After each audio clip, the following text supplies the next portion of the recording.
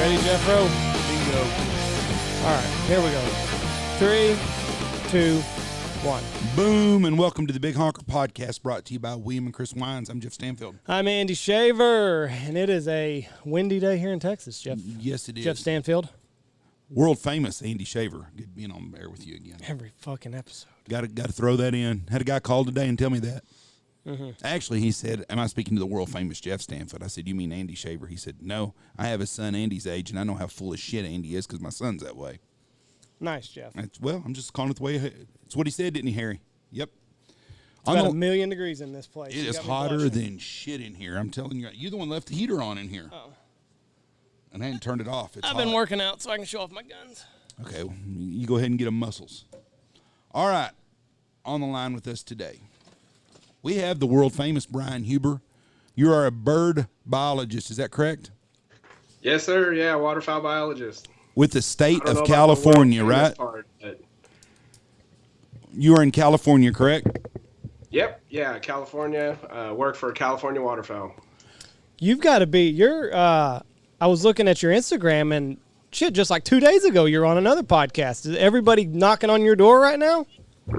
Yeah, I mean, it's funny. We just kind of wrapped up probably our most exciting project, and so that always gets a lot of attention. Mm-hmm. And yeah, there's a lot of people that just want to chat about what we're doing and the whole biology behind what we're doing and all the interesting, fun stuff I get to do and call a job. So that is, yeah. I mean, it looks like a very, very entertaining job. It doesn't look like 2 days are the same very often. You're always kind of doing something else. No, we kind of go with the flow and whatever. Just based on what the birds are doing here in California, we're just switching up projects, switching up what we're doing and what we're chasing. And, it keeps you on your toes, definitely keeps you busy. But for me, I'm just the type of person that likes being outside doing that stuff anyway. So it's just a perfect fit for me. How often do y'all ban birds? Because that's what got me watching you on Insta is all your bird banding pictures. Do y'all ban year-round up there? Or just we do more or less. So we kind of, like I was saying, we kind of chase the birds and what they're doing. So during different times of the year, we're chasing different birds. So right now we just wrapped up, we call it our Postseason Pintail project. And so we're targeting Pintail while they're still here right after duck season. And then those birds are going to migrate. They're already starting to push out, but there's still a lot left. The problem is all the water's starting to dry up. So we chase pintails during that time of year. Now we're kind of shifting. Most people don't realize that California has a really significant mallard population. It kind of hovers around anywhere from like 250 up to 500,000 birds, just local in California. So that gives us a lot of opportunity to catch them on the nest, do some nesting studies in California, kind of chase our local birds when they're molting after they've gone through their breeding cycle and they start molting. Catch the young birds in the brood water. And we also have a really big wood duck program, which I'm the coordinator of. And so we have projects across the entire state, wood duck boxes all over. I kind of help manage the volunteers, and it's the largest volunteer-based conservation project that I'm aware of in the country. So there's over 600 volunteers that go out and manage these boxes, and we band the wood ducks there. So that's kind of our spring. Summer, we shift to our local mallards. We're catching them as they're molting. We're driving around in airboats. We're scooping them up at night, spotlighting them. And then by that time, end of August, early September, we already have enough pintail showing up where we can start targeting them again right before duck season. And then duck season is surprisingly, if you're a duck hunter, it works out pretty good. That's kind of your time off. So it works out really good for me. That's when we catch up on our paperwork, our data entry, all the stuff we're working on for the next year, and just kind of get everything grouped up together, and then obviously enjoy some duck hunting. Now, you said a minute ago that y'all have 250 to 500,000 mallards that are local birds. Do those get do those get counted in the federal regs when they talk about the bird population? Yeah, they do. So California has what we've fought for in the flyway is the Western mallard model. So our mallard population and our limits are based off of the Western population, not necessarily tied to the continental population. So that was a huge um, just push for California, So our birds, California is shooting 68% of our mallards are actually from California that we're shooting in the state. So we're not getting like this big push up north like everybody kind of assumes. And so it really helps us kind of tie our hunting seasons and stuff to more tied to our populations that we're seeing. So when you're at Universal Studios or Disneyland and you see a couple hundred mallards around there, those mallards live and stay around that area their whole life. Yeah. Yep. Now, what's it increase? Because I don't understand a lot about that. I know if a pair of mallards go up north and they have a brood, that you're looking at 4 to 6 to 8 ducklings. Am I correct on that? Yeah, I think it's like 35% survival once they're done like fledging. Like that's usually what they come out. I mean, a typical mallard brood is going to be like 12 to 14 eggs. So yeah, you're right on. About three to 4 ducklings actually survive. So in California. So if y'all have got 500,000 now, are y'all going to have 600,000 or 700,000 next year, or is it going to go up just like 10%? Yeah, it doesn't seem to trend that way. It's more of like the breeding pair survey, right? So we're taking a survey of the birds breeding there. And so we're not really counting like that next year's young. So then the next survey will come and we'll be counting the pairs and breeding pairs again. So it's not necessarily like a population count, I guess, but it's like an estimate off of the breeding pairs. What would you say that? So when you're doing the count, you're counting the adults, not the offspring, because that's just the time of year where it's easy to count them. So what do you think the real population would be then? Oh, I mean, it's hard to say. I mean, the survey is kind of designed to kind of. I've been lucky to fly the survey in a helicopter. So you're flying in a helicopter and you're counting ducks out the window. And we're not, it's an index, right? So when we say that this is the population, we're not saying like that's exactly how many birds are there. We're saying that's how many birds we're counting in our transects. And when you have consistent transects like that, it just gives you data that you can look back on. Like if you're trying to chase every duck in the state, it's just impossible, Right. So you have to do it systematically and count those birds in a way that you're counting the same area every year. Like, yeah, you're going to miss birds some years, you're going to catch them the other years, but it's an index of what we're seeing out there. Well, I bet the damn drones sure do make it easier for y'all then. Yeah, we haven't gotten it to the breeding survey, but definitely when we're doing like smaller level brood survey stuff, the drones are amazing. We've tinkered with using drones with the thermal imaging, and so when we're doing like nest searching, we're trying to use the drones and detect the heat signature of the birds on their nest. And we've had some success, but the real success is when we're counting broods in a pond, because the heat difference from a duck in the water is so different that it shows up really, really well. And yeah, the technology, I mean, it's hard to keep up with all the new stuff that's out there and all the studies and stuff that are going on. But yeah, the drones are definitely cool and definitely a lot of potential to help us do our job better. So now, correct me if I'm wrong, but the way that y'all basically get like a section of land, and you count the ducks in that section, right? Like a little quadrant type deal. Is that how you come up with your numbers?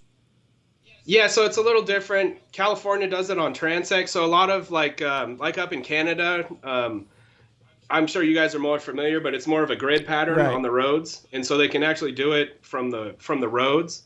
But in California, the way we do it, and some other places, is you basically have a transect, and you have a airplane that flies that transect, right? And so the airplane's going pretty fast, and there's biologists, and they're counting what they see 200 yards out on each side, right? And so they go through and they count, and they get their numbers. And then what we used to do, we still do it for Nevada. COVID kind of put a hamper on it. We don't do it for California. They tried to do it all in-house now. But then you have a helicopter fly afterwards, and they do a sample of those. And you're assuming that in the plane they're going to miss a few, and the helicopter comes through and counts. And I mean, a helicopter, you can stop on a dime, you can turn, but you're still flying the same transect, you're just going slower. And so you're assuming that you're counting the majority of those birds. And so it's called a visibility correction factor. And so it's basically just a way to figure out how much air there is in your survey and kind of correct for that. But yeah, you're flying around, you're counting pairs of ducks or single drake mallards or drake anything, and that if you typically see a single drake sitting in a pond, that traditionally means that there's a hen nesting nearby. And we do most of these surveys like in the beginning of May when they're just kind of getting into nesting season and stuff. So you're either counting pairs or single birds. And then they adjust those numbers to come out with the population estimate. I don't know how the hell you count that fast because our fucking pheasant guide can't count pheasants in a pen and get an accurate number. So No shit. like my hat is off to you to get anything that resembles an accurate number. What? Yeah, it's hard. I mean, like I said, it's not perfect. I mean, a lot of it is just practice and estimating. It's easy when you're flying in some areas and it's like one pair of mallards, single drake mallard.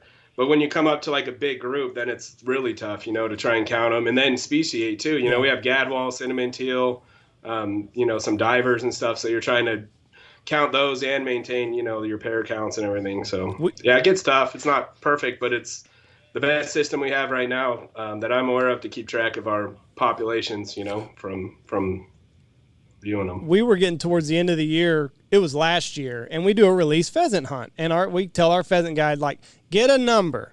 We need to know if we need to order more birds. Are we good on birds? Does Jeff need to sell more hunts? Does Jeff need to sell more hunts? Like, what's our situation?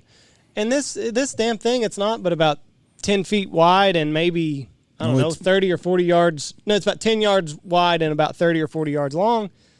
And he was off by like 200 birds. We would do a hunt, and I'd say we got 50 birds left, right? And you'd come back in, we got 150.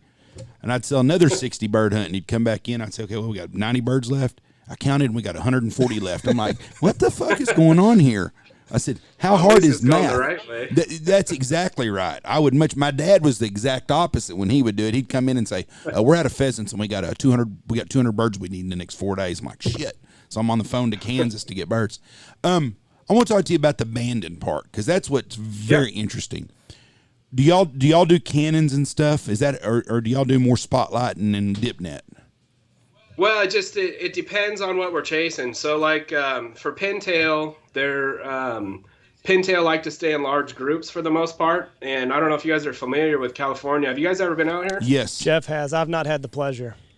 For hunting or just Disneyland? I was Disneyland. But you're right on. I went to Disneyland and Universal. And almost got shanked by Debo at the La Brea tar pit. Yes. I will not come. So yeah, that's a whole different world than where I'm from in California. And most people don't really realize that, but up here it's all ag land, it's rice land, it's natural sinks, ducks everywhere, agriculture. I would like to see that part. What was that? I would love to see that part of California again. I have no intentions of ever going to LA again. Yeah, no, I don't ever go down there. I make it a point not to go down there. But, yeah, so basically what happens is we have these big rice fields that are flooded, and the pintail congregate out there during the postseason, which is the season we just wrapped up. And the easiest way to get those is with rocket nets. So what we'll do is we'll bait the edge of a rice field with we call it patty rice, but it's basically if you pulled the rice off the stalk, what the rice would look like in the hole.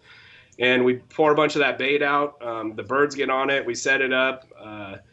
Most people don't realize that you have to get the birds. I mean, we have to get these birds within like 4 to 5 feet of these nets because just the way they shoot out and they kind of hang up so you can catch the birds.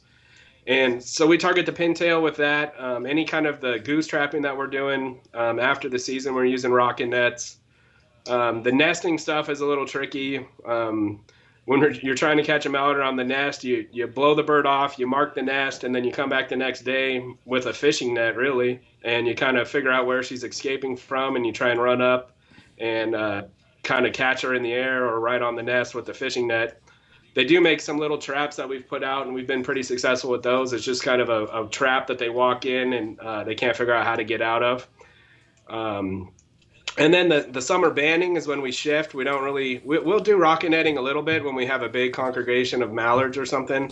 But during the summer we're starting to use like our funnel traps, we call them, and it's more or less a minnow trap. The best way to explain it's like a minnow trap for ducks, and you set it up where there's a funnel. You bait the funnel, the birds push in there, and then they can't figure out how to get out once they get in. And that's kind of when they're molting and they're kind of stuck in a wetland area. That same time of year, we'll do the night lighting. So we'll get in the airboats and we'll wait until it's pitch black at night, 9 o'clock at night. and we'll run around and start the airboats up, and we have big old spotlights, and you shine the light on the bird, and it kind of stuns them, and the driver drives right up next to them, and you scoop them up in a fishing net and throw them in a crate, and that's a real successful way to band a ton of birds if you have the crew and the water and the birds to do it. So we'll do that, and then we'll kind of transition back into the rocket netting for pintails again once they come back in. So those are kind of the main techniques that we use to catch them, and for different birds. You said they would walk in and they can't get out. I used to always hear that the people down on the Texas coast and the Coonasses in Louisiana, they built they would put corn and they would dig a little ditch, and the ducks would walk into it, and they couldn't get out because they couldn't flip their wings to get out. Is it that same time? I've heard of that. Yeah. I've heard of it. I've never tried it. That'd be funny to try it just for the hell of it. They say it works excellent. I just always thought, what? And they said, yeah, they walk in and they can't get out. So they can't they can't jump, they can't fly to get out, so they're stuck. Yeah, no, it makes sense. Okay, another question I have, and I've always wanted to ask someone that banded birds. How often do you find a bird that's been banded before you banded it? It depends. I mean, for a while there, it was like with the pintail. It was you could almost consistently count on every 100 birds you'd get one recapture, and that ran true for a while. It's probably still pretty close to that. Mallards are probably get a little bit more recaptures just because we tend to band in the same areas, and so we're getting recaptures of our own from previous years. What's really cool is this whole winter site fidelity that's happening with these pintail, and we've been trapping at this like exact location for the last ever since I started 12 years, and we get recaptures from birds that we caught in that exact spot from previous years. All the way back. I think the oldest was like 8 years previous. We caught it in that same exact spot. So it's just these birds are going back to the same spots. It's pretty crazy seeing that. So. When you catch a band the first time, do you put a second band on it, or does not? No, man. If I had $1 for every time somebody asked me that on Instagram, I'd be rich. But I mean, you really want to think of a band as like a social security number, and there's no point in giving a bird 2 social security numbers. So if it's already banded, you already know.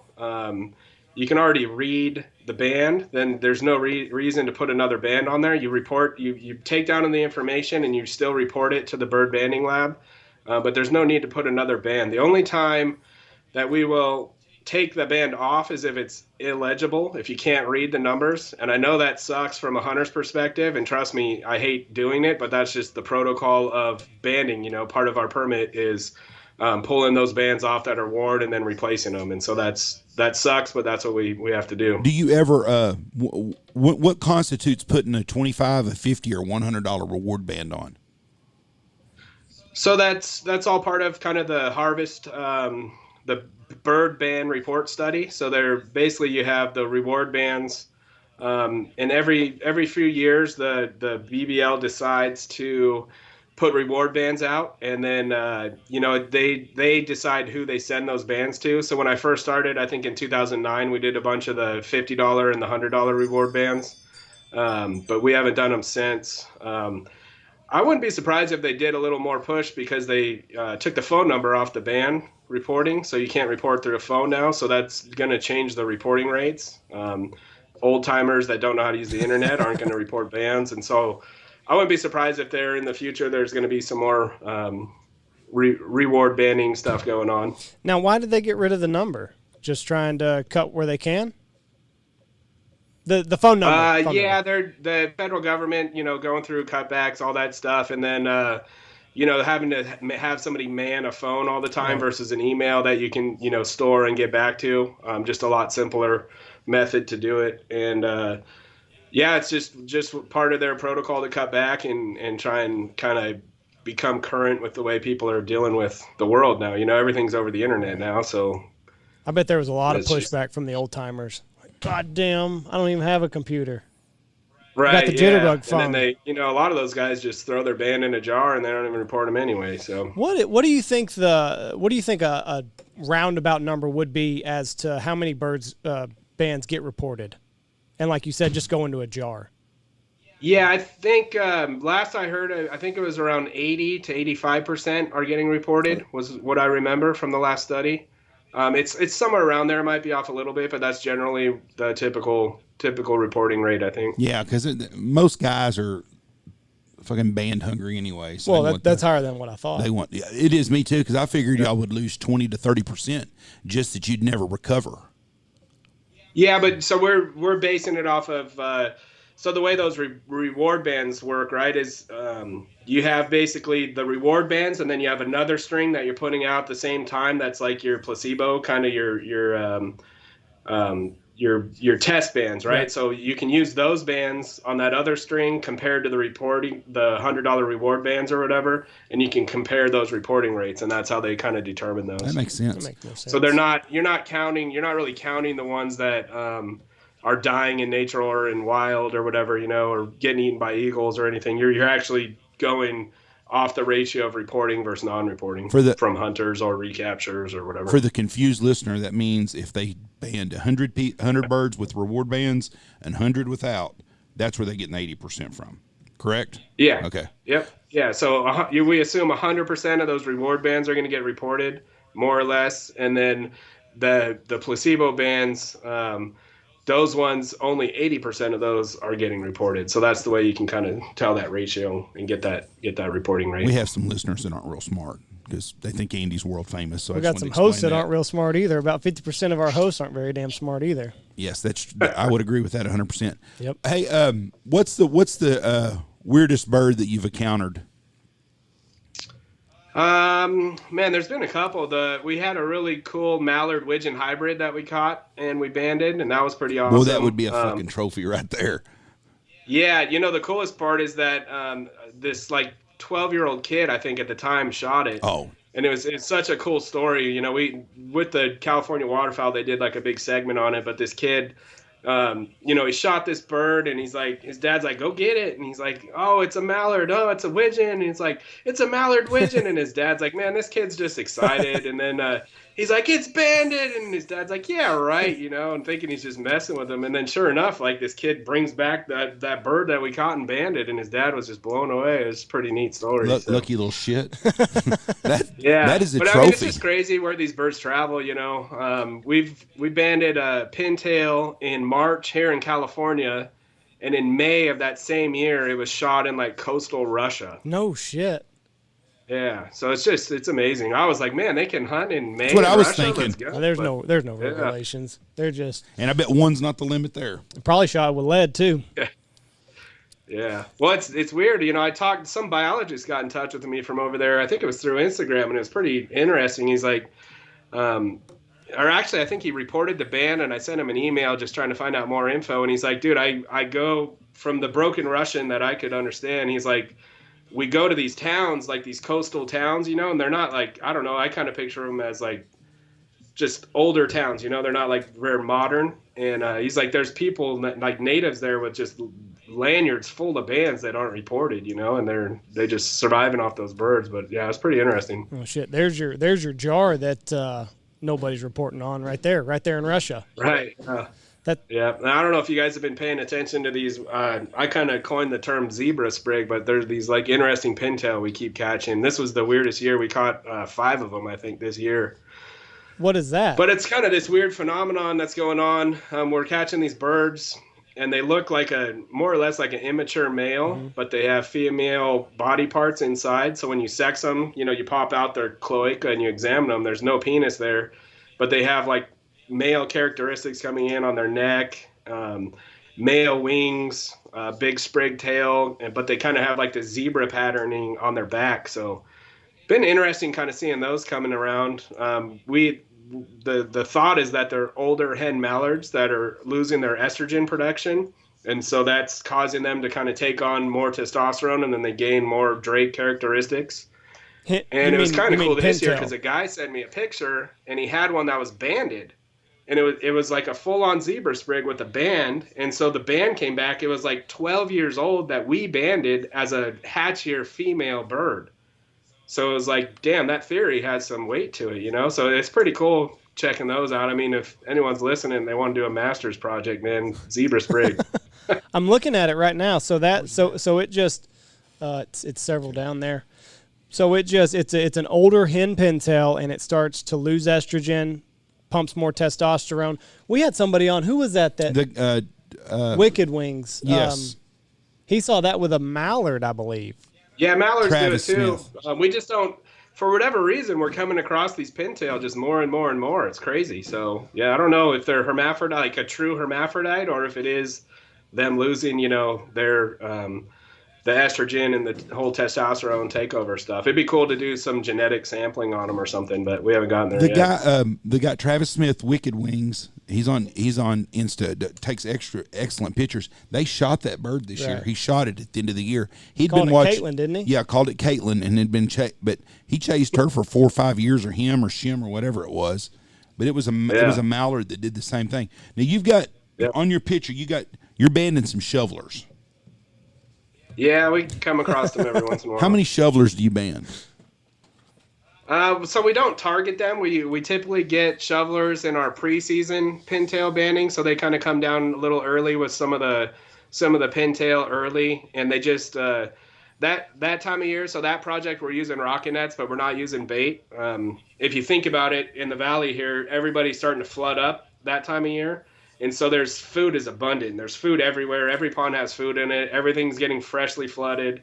So they're not really particular on food, but they're particular on loafing. So they tend to loaf on these big, long islands. Or we've kind of, over the years, we've created some like rocket netting sites, more or less, where we just have them mow it out really nice and neat for our nets to fit on. And the shovelers, they stack up there with the pintail, and they get caught in the nets with them. And it's every year's different. One year I think we caught over 120, but generally it's just a handful, 20 or 30 a year. Shooting a banded shoveler is another trophy. It's on my bucket list. Yeah, we might have put some GPS transmitters on a few too. Oh, so now you're really you need to be targeting shovelers, folks. There's not going to be a shoveler one next year that makes it past the spinners. What's the far? Okay, there's plenty of them out there. Other than Russia, which other? How many birds go far east that y'all have banded? Not a lot of them, but we definitely get them trickling over there. I mean, we've had them Texas, Kansas, Arkansas. They definitely get around. Most people don't really understand the dynamic of why birds will switch flyways, but like ducks, right? They pair up every year with a different mate potentially, where geese are mating with the same mate every year, right? So they're traditionally going down to the same winter grounds. They're going up to the same breeding grounds. Well, if a male duck, a female is going to go and nest in the same general location that she was born, and then she's going to keep going back to that same general location more or less throughout her life, right? Well, a male, whoever he pairs up with is where he ends up with the hen, So if you have a hen that nests in Saskatchewan that's in California and pairs up with a California mallard, he's going to follow her up to Saskatchewan. Well, he just went from a California mallard, to a central flyway mallard, more or less, because he's probably going to join up with a group of dudes that are going to head down the central flyway. And so that's why you tend to get more males shifting flyways than females. So it's pretty interesting. So I'm going to see if I got this right. The males, after when fall rolls around, they follow other males down the flyway. Is that what you're saying? Yeah, they more or less join, like we call them bachelor groups. And so the male duck is a really bad dad, right? He goes up, he does his duty, he impregnates the female, gets her all hopped up, she goes and lays the eggs. As soon as she starts incubating, that male's typically gone. He usually bails, and his dad duties are over. And what they do is they join these big bachelor groups, and they hang around for a while. I mean, it's pretty amazing when you see hens getting off a nest. If there's any drakes around, they're on her ass quick, and they harass the shit out of her and stress them out pretty bad. But they form these big bachelor groups, and then so you have a bunch of these adult males that get together, and then they go and molt, right? So they molt before the females because the female's still busy raising the young, raising the brood. So like when we do our preseason pintail trapping, we're catching 90% adult male pintail. So those are all pintails that were up there, did their whole thing, and then they booked out, came down to California, and left the kids and the wife up in up in Prairie, Canada. So that answers the question. A couple podcasts ago, Jeff said, there's so many Drake Pintails here right now.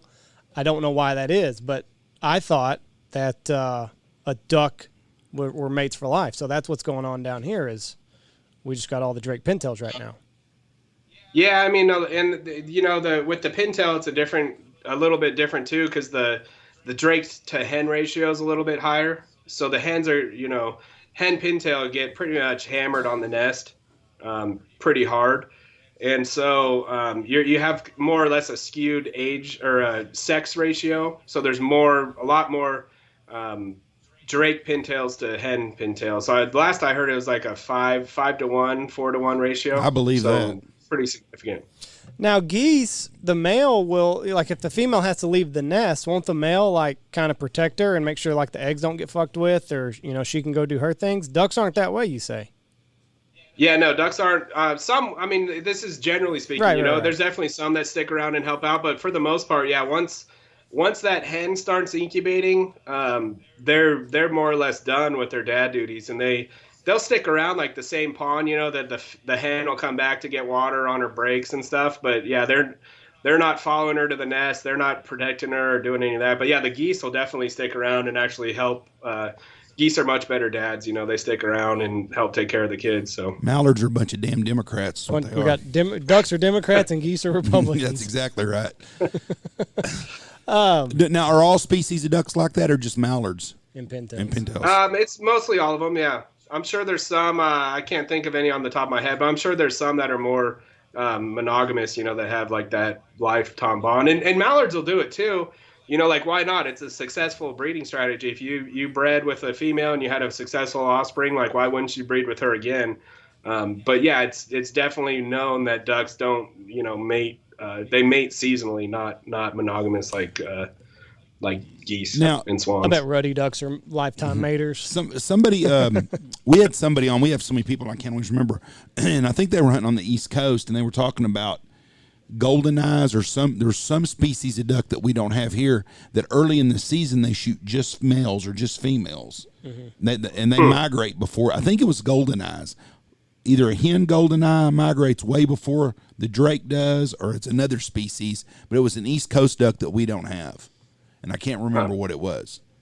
Maybe in the I mean, traditionally, like I said, it's the males coming down first, and then the females are sticking around till those ducks can fly, and then they can all move. But then the female has to put in that extra time to raise the young, and then she still has to go molt. So they tend to stay a lot longer farther north, I'd imagine. Another question about banding. Have you ever banded a sandhill crane? Nope, I have not. I want to know how the hell they do that, because them some bitches will fight you. Mean bastards. Yeah, from what I know, they do shoot nets over them, but you have to have special nets that have like a longer skirt on them so that it kind of keeps them down. And yeah, I mean, man, I've banded like the large Canada, the Western Canada geese that we have, and those are the toughest birds for us. I mean, it's a wrestling match trying to get a band on those suckers. So yeah, I can't imagine trying to get a band on a crane or a swan. You'll catch a beak upside the head. Have you ever crane hunted before? No, I haven't. Oh. Let's go. Yeah, anytime. Anytime. They won't let us in California, man. Do y'all have a lot of them? Oh yeah, there's a bunch of them. Why won't they let y'all hunt them? Emotional politics. That's the best answer I can give you.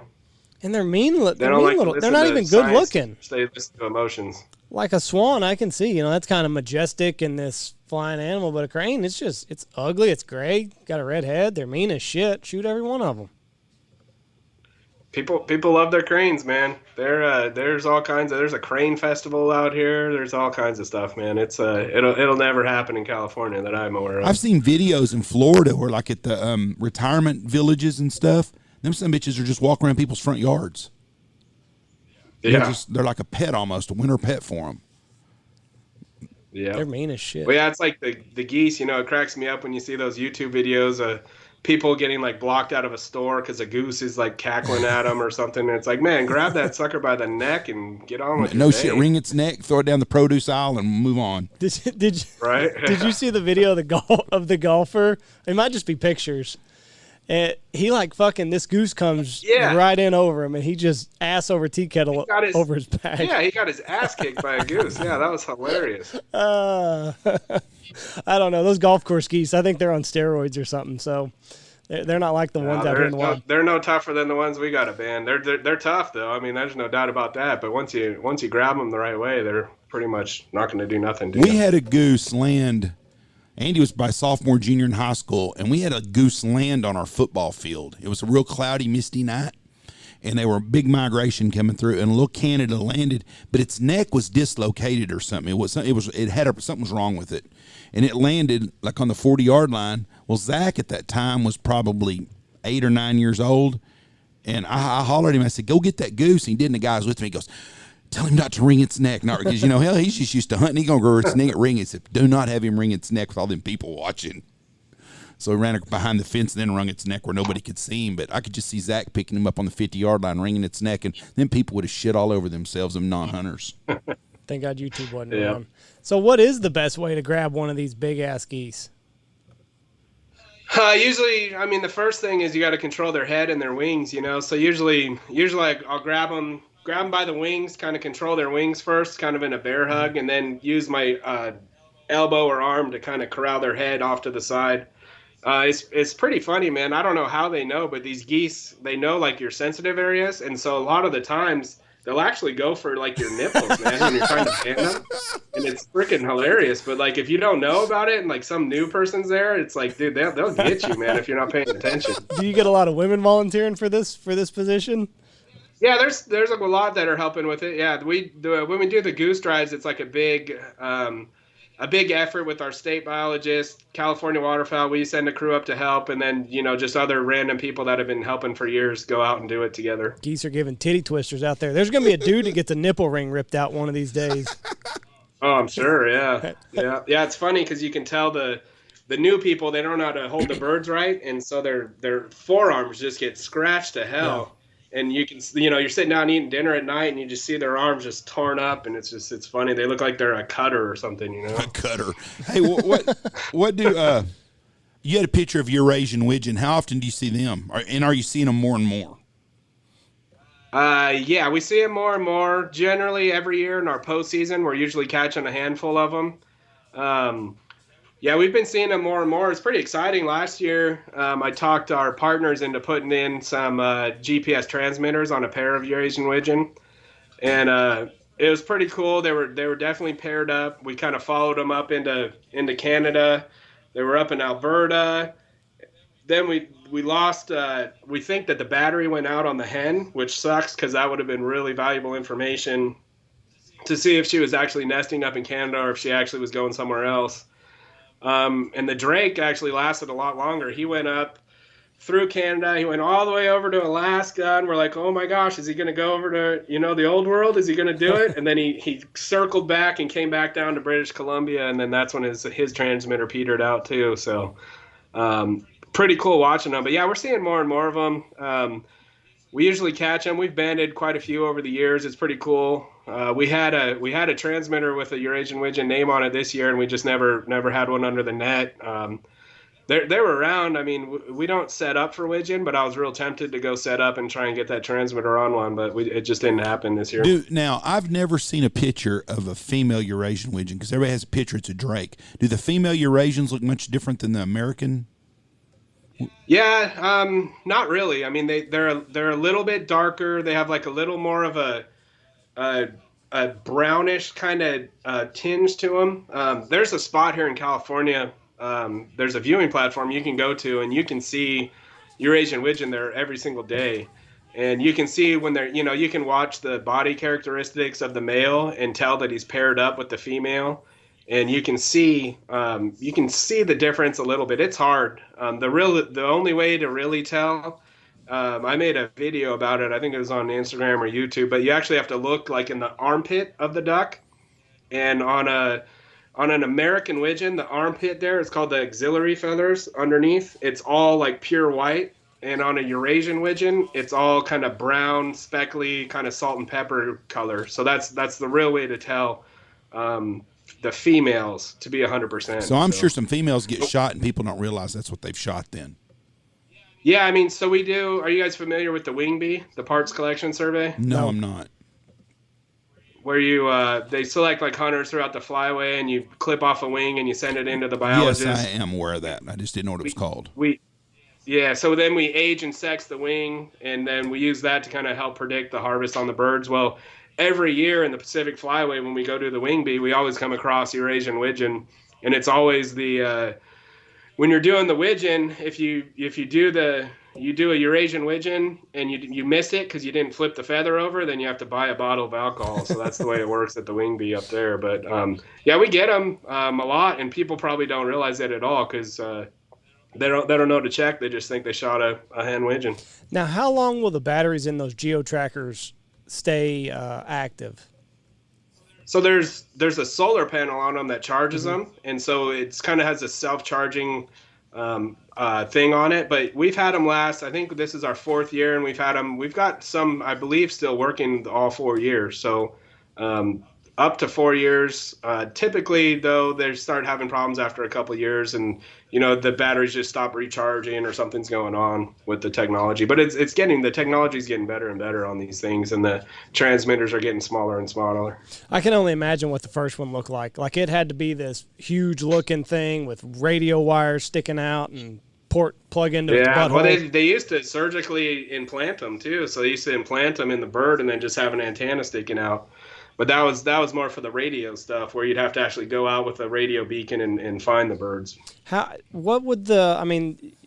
would have to kill a lot of birds, wouldn't you think? Having to cut them open like that with infection and stuff, Yeah, they're pretty. I mean, the ducks are pretty tough, for the most part. But yeah, I mean, that's definitely part of all this research and stuff is it's definitely invasive. I'm not going to sit here and say putting a backpack on a duck isn't going to affect it at all. It's definitely going to affect its body condition, its survival, all that stuff. But, we're doing it on so few ducks, and we're getting such valuable, we can get information every 5 minutes on these birds, which is just insane. Like I can sit on my phone and every 5 minutes, you're getting a new point. I mean, it's just crazy, the data that's there. And so just the risk, we're not putting them on thousands of birds, and they're definitely, the value is there to learn all this information. They have, in the last 5 years, they have banded here. I think they were banded here again the other day. Really? I think a couple of weeks ago they did. And they put radio collars on speckle bellies. It's a geo tracker. And we've seen them twice. I saw one the other day, about a month ago. And Justin had a picture of one this year we saw. It was on our fields a couple of times. And but nobody ever shoots them. Yeah. I mean, I think someone said one of the birds that was banded here got shot in Kansas. Those are GPS or GSM trackers. They're not a geo tracker is a completely different thing. But yeah, so those are GPS, and they actually ping off a cell phone tower. So we just put the same ones out on some white fronts on Friday. Same thing last Friday. So. Do y'all use the gray collars on them? Ours are painted like a little red, a more red color. These are gray almost. Just to try and blend in a little bit. This is the same way. It might be the same color, but you can't see nothing. I mean, you can't. It's hard. They're hard to see. We're back along. Yeah, they're hard to see. That's kind of the point of them, right? Like yes. You don't. Like traditionally when you put a collar on, you want this big bright thing that you can re-sight with a spotting scope or binoculars. Well, that's kind of shifted now to put these more of a camouflage collar on that we don't need to see. We just need it to stay charged so that we can see it on our phones wherever it goes. So it's kind of changing the whole collar game. This is the honest to God truth. In the mid '90s here, we used to winter a lot of geese. I would guess to 500,000 to 1 million birds were here between our 4 or 5 playa lakes, and there wasn't a lot of hunting pressure on them. And in the evening time, or even in the morning, I could drive around and I could see a rack of geese, and I could see neck collars in every rack. Every rack had neck collars. And hell, we shot 40, 50 neck collars one year here. And we very seldom see a neck collared goose in our area. And I know the Central Flyway, they don't do as much banding as they used to. And but we don't kill neck collars, but I think what you said is the reason why too. Nowadays they're using more of the satellite type, cell phone type bands than they were back in the day when they didn't have that technology. Right. Yeah, and I mean, band hunting plays a factor into it too. You have these big basically targets more or less. And I mean, you guys are aware people are just obsessed with bands, and so people will go out of their way to try and shoot a collared goose. And so that, it's more or less taking away a resource for us biologists. But we can use these GPS collars now and do less collars and get more information. So it's kind of, in my opinion, it's almost trending into not doing those big target collars anymore, more or less, and kind of transitioning back to like this high technology collars. And then like you were kind of referencing like the geo bands, and those are kind of the same idea, but it's using daylight, and you're using daylight patterns to detect where these birds are moving. And these are a lot cheaper units, but the problem with them is you have to get the unit back to download the data off of it. So it's basically like a band, and then if you get the data, you get the band back, you can get all kinds of data off of them. So that's also a new technology that's really kind of starting to gain some traction too, and that's a lot less intrusive. It's more or less a zip tie, a leg tarsal band with a little tiny unit zip tied to it, and so that's a lot less intrusive than these big giant collars or backpacks. That's interesting. Okay. Coots, do they migrate just at nighttime? I assume so. I don't know. I always hear all these stories. I'm not sure. I mean, my understanding is they fly extremely high and they migrate. I've never seen like a group of coots come in, so I don't know. I guess they do it at night. I don't know. You're a biologist, and all of a sudden they're there. You're a biologist, and you're telling me I assume. I figured you would know this answer. I can't ever get an answer on this. I banded one coot in my life just to do it, and I got. It was pretty funny. Did anybody shoot it and call it in? No. There's way too many coots for that. Those are probably lifetime monogamous birds right there. The fucking coot never leaves her side ever. I don't know. I'd think the opposite. They're in just like these big old groups that just go, But they just show up overnight for here. I've never seen them flying. I've never seen them like every other duck out there. There's a flock of ducks, and they're there on the lake. You don't see them flying into it. They're there. Yeah. So you can't give me any coot information either then? No, I don't know. I haven't looked into the whole coot migration thing. I've heard that, though, that they fly at night and stuff. I've just never given it much thought. They're the ghost duck. They're nasty little boogers, too. We had a bunch of coon asses out here, and they just mowed the coots down. And they were so happy. They wanted all the livers and gizzards, and it was not fun in the picking shed that day. So, yeah, they're a pain in the ass when we catch them in the nets. They got their little claws out, and they're like little kung fu fighters, man, trying to fight you off. Did you see the video? I think Split Reed posted it. I think it's a frog has a coot by the head, and it's trying to digest it, and they end up, and the coot's alive. They end up taking it right out of the frog's mouth. I'll see if I can't find it. Huh? I haven't seen that one. What about buffleheads? Boy, my guys up north love shooting buffleheads. Have you banded many of those? No, very, very rarely. They'll get in our wood duck boxes, and I've never banded one, but they'll nest in a nesting cavity, and in some parts of our state we'll come across them, but I don't see much of them. We don't really catch them in any kind of our traps. They're like a diving deep water bird. They're just not around the dabbling ducks that we're usually going after. Any of the off birds you just don't see often. Like in 30 years in business, we've killed a lot of birds. I wouldn't even have a clue. I have people all the time, well, what about your logs? I don't keep logs. I never have kept of how many birds we shoot. And I couldn't tell you how many birds we shot this year or the year before or anything. I just don't do it. But we've shot every species of ducks and a lot of them.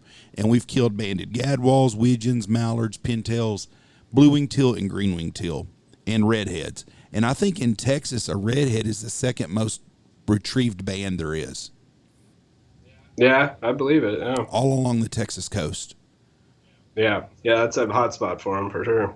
So do you get to hunt very often? Oh, yeah. Yep, I'm a big hunter. Just, 30 minutes from my house, just go out and hunt the rice blinds, and, yeah, I love it. Are you hunting private property or public? Yeah, I've kind of, I used to, when I started hunting the public refuges. Within my house, there's probably 10 refuges within an hour drive. And the hunting can be really good there. It's just real competitive. It can be real crowded, frustrating. But there's birds there to be had. And then just the last few years, I've kind of transitioned into just hunting like the private rice ground more or less. So I lease a rice blind and hunt out of there. And I got my little spot to go. And then I also help manage a little rice club and we've got 14 blinds that rotate through that club, so I hunt out there quite a bit as well. Now, I'm not familiar with all of California state politics, just the federal stuff, but I'm concerned with states like Oregon and California, some of the East Coast states, Illinois, that are predominantly blue. Do you worry about losing hunters' rights there in the future with the way things are going? Oh yeah, I mean they're chipping away at it every chance they get. They just tried to pass a law to ban bear hunting throughout the whole state, which was just, as a biologist, it just offends the crap out of me because they don't care about the science. They don't care anything about all the work. They're paying bear biologists to give them data, and they just more or less throw it out the window. All this, it's all just emotional politics, and it's really frustrating, man. I don't know. It's funny because a lot of that stuff does start in states like you mentioned, California, Oregon, all these feel good things. And people are like, oh, sucks. I don't live in California. Right. Well, dude, that stuff's creeping out everywhere, man. Everybody's got to start paying attention to this stuff. And, when that crap pops up in California, we need everybody on board to shut it down, or it's only a matter of time before it goes other places. So California is the catalyst for the rest of the country. And if you look at it, Nancy Pelosi, Kamala Harris, both in California. One of them's running the House. Yep. One of them is going to be president probably within 3 or 4 months, probably the way things are going. Just because Joe Biden is not cognitive. I'm not being rude about anything. It's just he cannot make decisions. She will be president before long. And everything's coming from California and both out of San Francisco, and that is really scary. But it does concern me all across the United States in these blue areas. I'm afraid we're going to see some kind of an executive order or a parliamentary procedure where they're going to take hunting off of federal lands. Yeah, no, I mean, it's a tough subject, man. I mean, living in California, there's been a lot of talk of trying to move out of state, and but it's we got to stand and fight here too. You can't just keep moving and think it's going to change elsewhere. But it's really frustrating because where I live, I mean, I'm in Northern California, it's not, there's Trump flags everywhere. Right. Everybody has an American flag. I mean, it's country up here. And then there's like this small bubble of LA and San Francisco that basically control the entire state, and it's really frustrating, and that happens everywhere. I mean, you guys probably saw it in Texas with the votes and getting closer and all that stuff. It's just, you're not getting the representation of your lifestyle. Up here is a lot different than the lifestyle in LA or the Bay Area. So yeah, it's frustrating. I don't know what the fix is. I don't think anybody does. Well, it's just, they don't believe biology, evidently. I mean, there's nothing else that I can think about. Because you got, these people are also the same ones that are, you got men's and girls sports all of a sudden, and they just have to be the anti-biology party. Yeah, and I think a lot of this stuff, most people, like, I find myself doing this all the time, right? You get in your own little echo chamber, yep. And like, I hear all this stuff that's pro-Trump, pro-this, but that's what I'm listening to, and it's, the way that they've polarized everything right now is you're on one side or the other, and there's really no in between. And it's really, to me, it's just getting back to that in between. Like, if I'm talking to somebody that's anti-hunting, they think it's the worst thing in the world. Like, I don't care. I don't want to waste my time with you. I'm not going to change your mind, right? It's the person in the middle who's like, oh yeah, I've thought about hunting. Like, what's it like? And they're like, is it like the YouTube video I saw of a guy just murdering birds? And you're like, dude, that's not hunting. Like, hunting is going out, with your kids, your family, your friends, having a good time, respecting the animals, respecting the game. And I think really just getting the center, I don't care about the far right or the far left, like, concentrate on the people in the middle that are kind of in between and just work on just showing hunting. And that's kind of my whole thing with the biology stuff, is just trying to use the positive biology, that conservation, and helping promote hunting and that side of it in a good way. Because I mean, more or less most of our funds are coming from hunters, Mm-hmm. And I get a lot of pushback from other biologists because they're like, oh, you're creating band envy and you shouldn't be showing all those pictures and you shouldn't be doing all this. And it's like, the hunters, we're asking, I'm a hunter myself, a lot of biologists aren't hunters. A lot of these managers aren't hunters, and they could care less about a hunter, and so I'm kind of in the middle, right? I'm a biologist and a hunter, and I like to share. And fortunately, the company I work for, California Waterfowl, agrees too. And they, they're like, yeah, share what you're doing. It's awesome. Keep it going.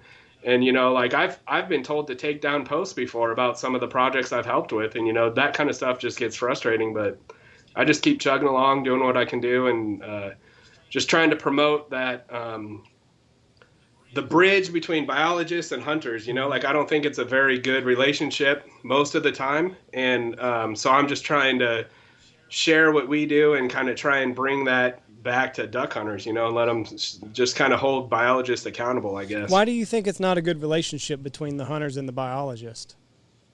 Well, I just, I hear a lot of hunters that don't trust biology, like right now there's a lot of talk about, oh my God, these pintail limits are ridiculous. There's a bunch of idiots running this stuff. And, it's just hunters like, I went out and I saw 1 million pintails, so I should be able to shoot more. And like, in my opinion, there hasn't been a good conversation with biologists and hunters, and, just like keeping it, just like a lot of the banding operations, like there's banding operations all over the place, but a lot of them, like they won't let volunteers help. They don't want people to know what they're doing, where they're doing it, any of that stuff. So, yeah. You would think though, if you're trying to like drive and get people excited about a sport, that you would want as many volunteers as you could get for some of these projects. Cause that might get somebody out in the field like, hey, maybe they shoot a band and like, you know what, I helped band that bird or something like that. You figure that would help promote our sport just a little bit more. Yeah, no, definitely. I mean, and that's kind of an avenue that a lot of people can use, kind of the R3 initiative, that a lot of places are pushing, the retain, recruit, reactivate hunters. But God, I was just listening to one of your guys' podcasts. And you're like, what are these damn biologists counting? That Who was do they Jeff. think they are? They don't know what the hell they're talking about. That was Jeff Stanfield over there. And I stick with yeah, my but, words. I mean, I'm just kind of busting your balls, but I mean, that stuff happens all the time, and it's like just that understanding, that communication, just that gap. I mean, there's all kinds of cool research that's out now that, they're looking at changing a lot of the models and all that stuff. So it's just that, I don't know. I had a personal reason to say that, and I stick with it.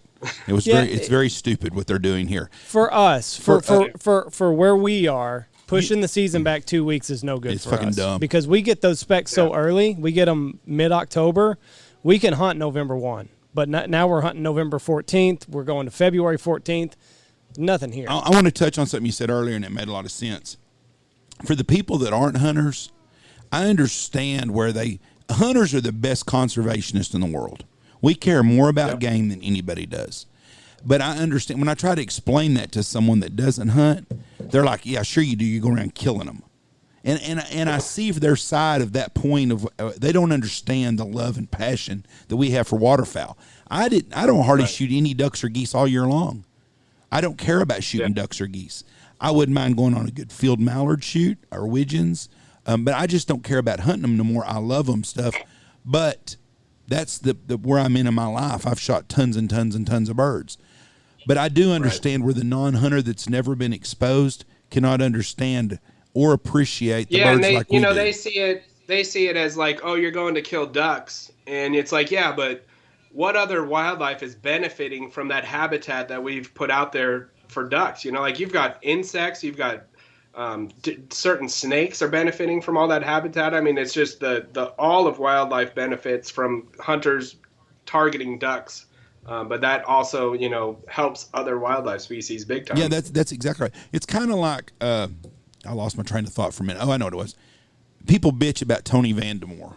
Oh my God, they're hot water cropping and they're all this flooded corn and blah blah this. How many ducks do they really kill that they feed all year? 1%, 3%, 5%. Right. They're doing they're creating an environment, and it's not just ducks. Yep. And maybe they're shooting just mallards. What about all the other species that are there that never get bothered? Yep. Yeah. Absolutely. It's beneficial. Yep. I saw a video today of a guy that was on our podcast page, I believe. He was going to work and he saw a deer trapped in a fence. He stopped, got out, freed the deer, and the deer ran off, and the deer was fine. He also hunts deer, but he cares and loves wildlife. And the other side just does not understand because they don't have that bonding connection. Yep. Yeah. Yep. Absolutely. Yep. So let's get into the pintail numbers real quick. Will they ever change? What are we waiting to see? Because we got a lot of pintails here. It sounds like you got a lot. When are they going to go up? I wish I had a good answer.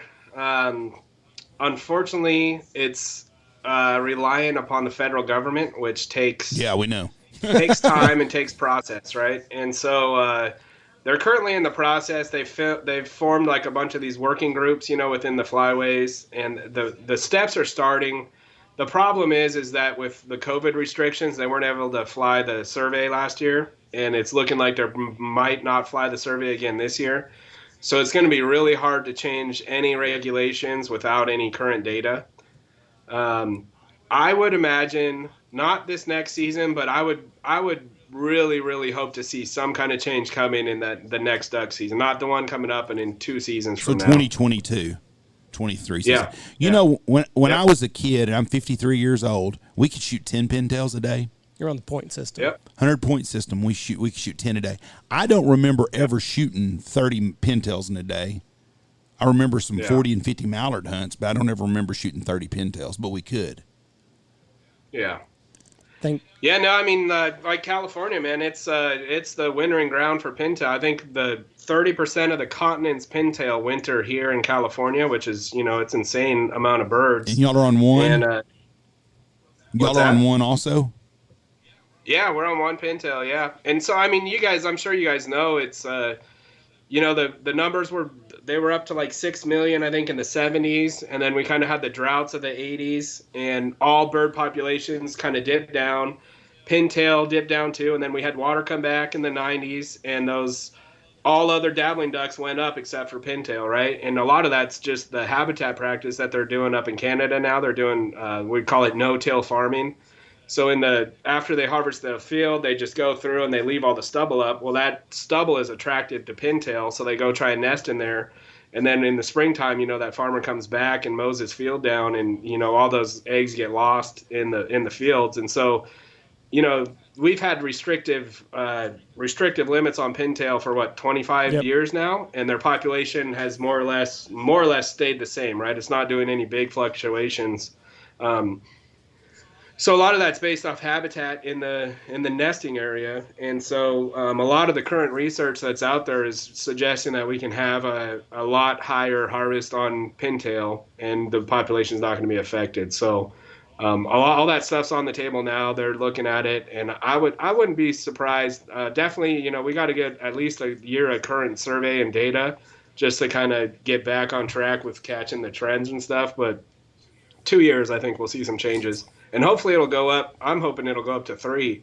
Ooh. And then we'll do that for maybe 4 or 5 years and see if anything changes. That's kind of how this adaptive harvest management works, right? You're supposed to do certain things at a slow pace and see if it's affecting anything. And the restricted pintail seasons haven't done much to bring the population back, right? So let's, especially when, like I said earlier, if we've got skewed sex ratios, we could easily harvest more Drake pintail. And I don't know how it is in Texas, but usually, early October, it's pretty hard to tell the drakes from the females because they're still in, their alternate plumage and they're not in their breeding plumage yet. But November, December, November, definitely they start coloring out. And it's real easy to tell drakes from hens. So having a 3 drake, 1 hen, limit could be real possible in the future. I'd imagine. Biologist with a lot of common sense at hunts. Did you hear that, Andy? Yeah. And you would figure that would be that would be the norm in your industry. But I don't know if so many guys are just set in their ways, and I don't think, like you said, I think it all goes back to the guys don't hunt. I think most biologists don't hunt. Yeah, there's a lot of guys that don't hunt, and unfortunately, like everything else, there's a lot of egos involved too, right. So just like anything, you got to mitigate all that stuff. So a couple years ago, we were at 2 pintails. We were 2 years ago. What happened to what happened? What did the numbers do? Why did they go back down? So they basically, the way it works is they have a matrix, and when the numbers fall within a section of that matrix is when it would shift from 2 to 1. And so we were at 2 for a while, and then it fell into the 1 category. And that's just the current model that they have. And so the whole goal is to revise the model with updated data and basically just allow a higher harvest on pintail. And I think it'll happen. We got to just give it time. That was also But there's definitely pushback too on the other side, folks are like, this population's not at its long-term average. Like, you can't increase the harvest, and so there's definitely pushback. But I mean, if you look at some of the new data that out there, there's a master's student from what's it called, Reno, University of Nevada, Reno. That, I mean, his project's insane, and he's basically like going through the modeling and like showing how the model is not predicting how they expect it to predict. And a lot of that information, is out there, and hopefully they'll see it and look at it and hopefully change some things. So a lot of that too, the year they done the change was when Dakota's flooded real bad. And so a lot of birds nested in North Dakota and South Dakota that didn't get counted. That's when it right. And what changed. Happens too is traditionally when the pintail shift farther north, they're not as successful nesting. And so when you have either drier years or whatever, when the birds actually nest farther north, they're not as successful. So that also has a lot to go into that model that they predict the population. So, I'll tell you another thing I think too, that this is just me throwing it out there. Blue-winged teal. We have a teal season in Texas. Do y'all have that in California, an early teal season? No, we don't, dude. We don't get any blue-winged teal, hardly. I mean, the only bird I have mounted is a blue-winged teal, and it's the only one I've ever shot. We have an early teal season here. They're not pretty, but we have blue-winged teal here. But my question is, why don't we just start having teal season September 1 and shoot blue-winged teal? Because we can't be harvesting that many of them, because they get in and out of here before they go to Central America. Well, I understand that, but I don't understand what you're trying to say. We have teal season that starts September 14th or 7th or 8th. And we get 3 weeks of it. That'll let you just hunt teal for a whole fucking month of September. It's not going to affect the long-term numbers on it. Yeah, I'm not familiar with that season at all. I know you guys have it, but I don't know any of the science behind it. It's 3 weeks, but the blue-winged teal are in and out of here before most season starts. Right. Well, I don't know about that. They weren't here September 1 this last year. It was fucking 110 degrees. But some years we have teal here. I'm just saying it wouldn't hurt to open it then, because those birds are getting in and out of here before anybody hunts them. I would like to know what the blue-winged teal harvest numbers are on a normal year, because most of them are too far south before the regular duck season even starts. Because I think most of those winter in South America and Central America and Mexico, if I'm right. And that shocks me, because I figured in California y'all would have a lot of blue-winged teal. No, we get their cousin, the cinnamon teal, more. We hardly get any. I mean, we're seeing more and more, but it's definitely rare to shoot a blue-winged teal in California. They kind of stay on the east side of the Rockies for the most part. Now, do the cinnamon teal that you shoot, are they in full plumage, or you shoot them all winter long? Yeah, I mean, they're definitely around if you wanted to target them. Like, you don't really get them in rice country because it's just not the habitat that they prefer. But if you hunt some of the refuges, I mean, you can go out there and shoot a whole bunch of them. But yeah, they're fully plumed out, and I'd say December, definitely. October, end of October, November, they're definitely fully colored. We banned a ton of them because they breed in California, so we get a bunch of cinnamon teal that we banned. But they're obviously not plumed out when we catch them. But when we do our summer banding, I mean, we're catching hundreds of them every year. That's a trophy duck in Texas, I'm telling you right now. Yeah. We always shoot 1 or 2 every year, but nothing like you get, I'm sure. What about this? What about the speckle belly numbers? I mean, where are they? Are they steady? Are they rising? We get a ton. Yeah, of they're through the roof, man. Our limit's 10 on them now, so we can shoot 10 a day. We've got a little 5-day late season on them. Their population's just exploding, going through the roof. So we're enjoying some real liberal seasons on them right now. Our limit is 2, and like you said, they're going through the roof. What's crazy about the speckle belly is you hear of them kind of everywhere now, whereas 10, 15 years ago, they were mainly in the Central Flyway. I mean, there's guys in Illinois, Indiana, Ohio saying 5, 10 years ago they never saw a speckle belly, and they're starting to show up there now. Yep, yeah, they're just doing good up on the breeding grounds, and a lot of ours are coming from Alaska. So almost all our birds are coming from the Alaska. We're not getting into like that Central Flyway population. And yeah, they're doing great. The habitat up there is pretty consistent, and so they're booming, man. And so when I first started hunting, it was 2 birds, and it's gone from 2 to 3 to 4 to 6, and now it's up to 10. So, yep. That anytime we shoot a banded speckle belly, that's where it's from. Is from Alaska. So really, none of it. None of it. Yeah. So you hear that, Texas? There's plenty of room for not 2. 3 would be great. Take a lesson from California every once in a while. It aggravates me. It aggravates me because they're here, and you can only shoot 2. Then you got to watch them hump your decoys for the rest of the morning. Yeah. Brian, I can't think of anything that we haven't asked you yet. We appreciate you being on here. Been trying to get you on here for a year. You're hard to get. It finally worked out. You're doing all these other podcasts, and you're not doing ours. We appreciate you finally setting some time aside for us. Hey, I'm trying to do them all, man. You're a popular man. Keep fighting the good fight out there in California. I really enjoy following you on Instagram, and keep catching those zebra pintails because those are funny looking creatures. Yeah. Hopefully, we figure out what's going on with those things. Yeah, it'd be cool. You know, I had somebody message me that's like a vet, and they said, "Hey, grab a sample and we'll do a genetic analysis on it." So I don't know. Maybe we'll be better prepared for that next time and give it a try. But yeah, that banding data is pretty neat. So what's weird is that they like the traits of a drake come through in the exact pattern of a drake. So I don't know. It's 2020. The genetics there is it's just weird to me how like as testosterone increases potentially in these ducks, like it looks exactly like a Drake pintail. You figure it would just have something else happen, not that. Yeah, just the genetics, man. California genetics. Yep. Crazy. Or 2021, I should have said. Hey, before we let you go, what about the sprig on a pintail? Does it grow throughout the year? Do they is that an age thing? I mean, it grows throughout the year. So when they molt, right, they drop all their feathers. Yeah. And so they molt that feather every year. I've never seen any studies that correlate it to age. It's really tough without any banding data because that's really the only way that you can tell exactly how old a bird is, assuming you caught it as a hatchier bird. I mean, when we catch an adult pintail, we can basically, all we're saying is that it wasn't born this year. Right. That's all we can say. Right. We know it wasn't born this year and it's older than that. How old it is, we don't know past that unless it's banded. So they lose that feather also every year. So every year they start. Every year when we catch them in September, they hardly have any, and then it just slowly gets bigger and bigger throughout the year. Even hunting them, you get October pintail or just this little nub with a little, you can see that sheath on the bottom where they're growing that feather, and then December, January, it's fully grown in. Now speckle bellies. I had one more question thought of. The bars, genetics or age?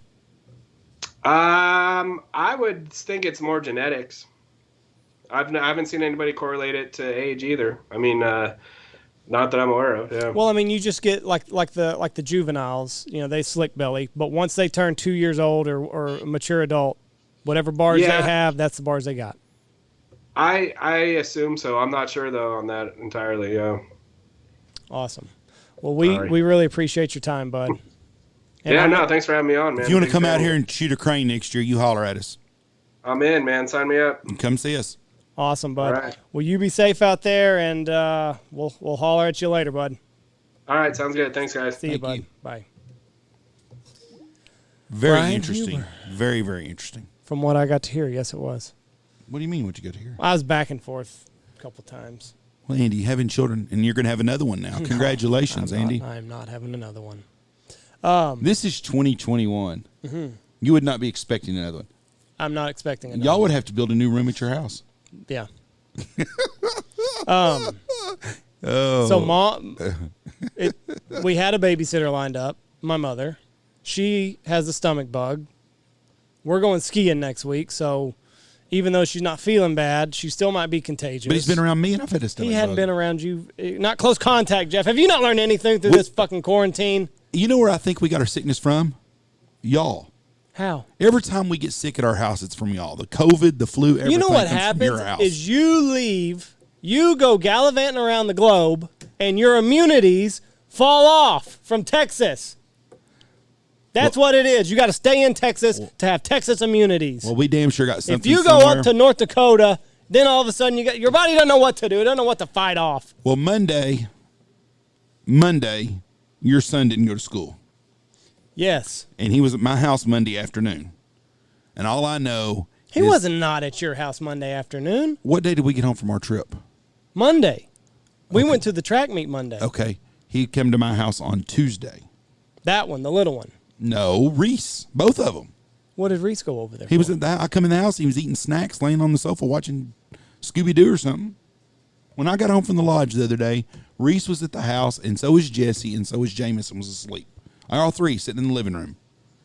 And then, and then the next day, we're all fucking sick, and Reese had missed school Tuesday. What day did Reese miss school? Monday. Okay. And it was not, we got sick. to the bottom of what was going on. What was the bottom of it? He was sick. He didn't go to school. He had a little bellyache. Okay, well, he got to feeling better. Well, so did I. I felt better. Mom was sick. I felt better after Reese never one vomited. Night. Well, he's younger. So anyways, but every time we get sick, it's from y'all. So I'm blaming y'all. So anyways, let's get off here. But go follow Brian Huber on Instagram. The birdologist. Birdologist. Very, very good. He's got 15,000 followers. He's got to be the most popular waterfowl biologist ever. Well, he's got common sense. He does. And I wish everybody was that way. Yep. Because what did he say? The speckle belly numbers are booming. Yep. So give us more. Yep. Give me more. I want more. All right. God bless y'all. Have a great day. Bitches. Go check out all of our great sponsors. Check out Blind Grass if you're tired of brushing your A-frame all the time. Check out Foul Bandits, Athletic Brewing Company, Stanfield Hunting Outfitter, Gun Dog Outdoors, Dirty Duck Coffee, Dive Bomb Industries, Boss Shot Shells, Pacific Calls, Lucky Duck, Looking Glass Duck Club, never forget, 14 Cattle Co. and William and Chris Wines.